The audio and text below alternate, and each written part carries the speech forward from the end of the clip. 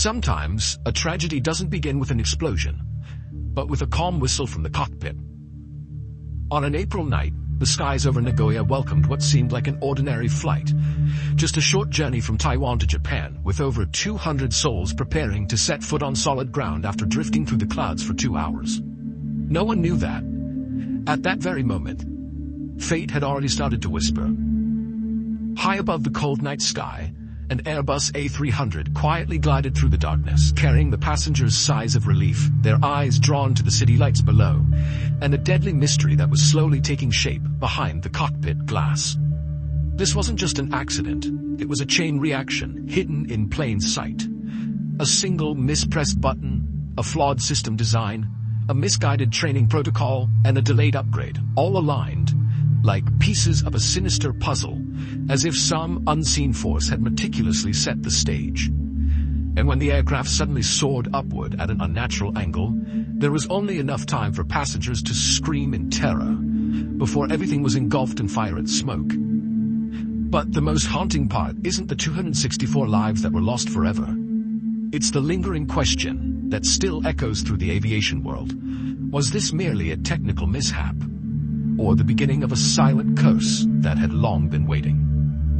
Now let us go back to that fateful night and uncover each chilling piece of a story that sent shivers down the spine of the entire aviation industry.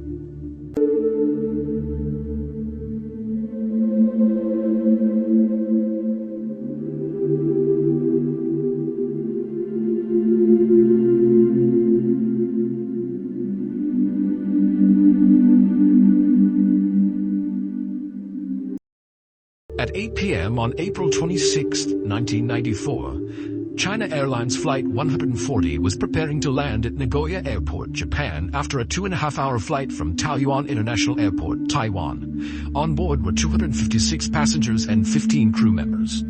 The captain, Wang Lochi, 42 years old, had over 8,000 flight hours, mostly on Boeing 747s. His co-pilot, Chuang Mengyu, just 26 years old, had over 1,000 hours of flight experience, primarily on smaller aircraft. Both were relatively inexperienced with the Airbus A300, a highly automated aircraft model introduced by Airbus. As the plane began its approach to Nagoya, it encountered turbulence, causing panic among passengers. The captain, however, remained calm, even whistling to ease the atmosphere. To help the co-pilot practice manual flying skills, the captain asked him to disengage autopilot and take manual control. The co-pilot successfully adjusted the flight path, and the plane started descending smoothly toward the runway. But suddenly, just minutes from touchdown, the aircraft inexplicably surged forward. Passengers felt a strong thrust pushing them into their seats, an unusual sensation during landing. The co-pilot realized he couldn't lower the aircraft despite his efforts to push the control stick forward. The lower the nose went, the more lift was lost, and the descent became dangerously steep. At only 90 meters above the ground, the panicked co-pilot shouted, "Captain, I still can't push it down." The captain quickly took over control but also failed to bring the plane down. In desperation, he decided to initiate a go-around maneuver, increasing thrust and pulling the nose up for another landing attempt. But at that moment, the aircraft suddenly shot up into the sky like a rocket. The nose angle increased sharply, causing violent shocks throughout the cabin. Screams erupted and some passengers fainted under the pressure. Shortly after reaching a peak altitude, the aircraft lost all lift and plunged toward the ground like a dry leaf. Flight 140 crashed into a grassy field near the Nagoya Airport runway, exploding violently 3 times in succession. It took over an hour for rescuers to extinguish the blaze. In the wreckage, 16 survivors were found, all seated in the middle section of the passenger cabin. However, 6 died en route to the hospital and 3 more succumbed during treatment, leaving only 7 final survivors. The death toll rose to 264, making it the deadliest accident in Taiwan's aviation history and the second deadliest in Japanese aviation history. Japan's Aviation Accident Investigation Commission swiftly recovered the black box and discovered that at an altitude of 305 meters, the go-around mode had been unintentionally activated, explaining the sudden thrust and nose-up angle. The co-pilot had accidentally triggered the go-around switch, located beneath the throttle lever. While the autopilot tried to climb, the pilots tried to descend, resulting in a fatal conflict in control inputs. The Airbus A300's design gave the onboard computer superior control once go-around was engaged. No matter what the pilots did, the system would override them. The captain, unaware of the true cause, pushed the throttle to full power and pulled the nose even higher, causing total lift loss and a catastrophic fall. Why didn't they turn off go-around immediately? From analyzing cockpit voice recordings, investigators believe the captain did tell the co-pilot to deactivate the mode, but the co-pilot either misunderstood or failed to do it properly.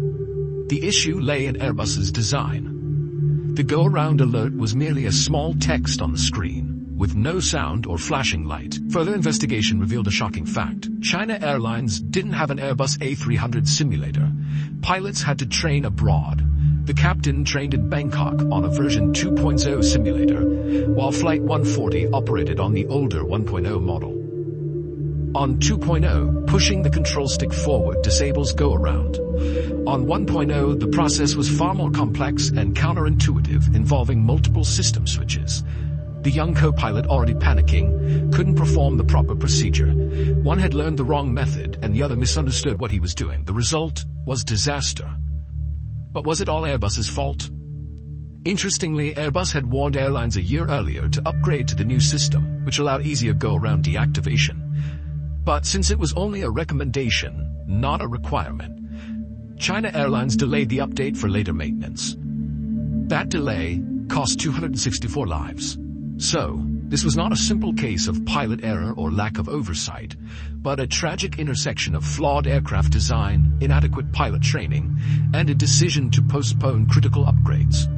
After the Nagoya crash, Airbus revised its design, requiring all aircraft systems to be updated. From then on, if a pilot exerted a 15-kilogram push force on the control stick, the autopilot would automatically disengage and return full control to the pilot. But even that solution carried its own danger, because just 4 years later in 1998, it would contribute to another fatal crash. Once again, it was a China Airlines flight, Flight 676. The chilling every 4-year curse had returned.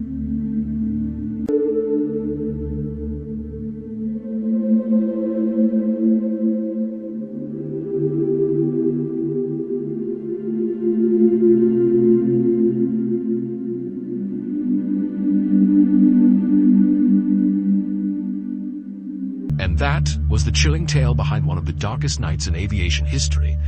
A night when a simple mistake became the spark for an unstoppable chain of catastrophe. But remember, behind every button, every system, every protocol, lies a choice, a decision that could mean safety or disaster. And sometimes fate doesn't knock on the door, it slips in silently, hiding in the shadows of human error and overlooked warnings.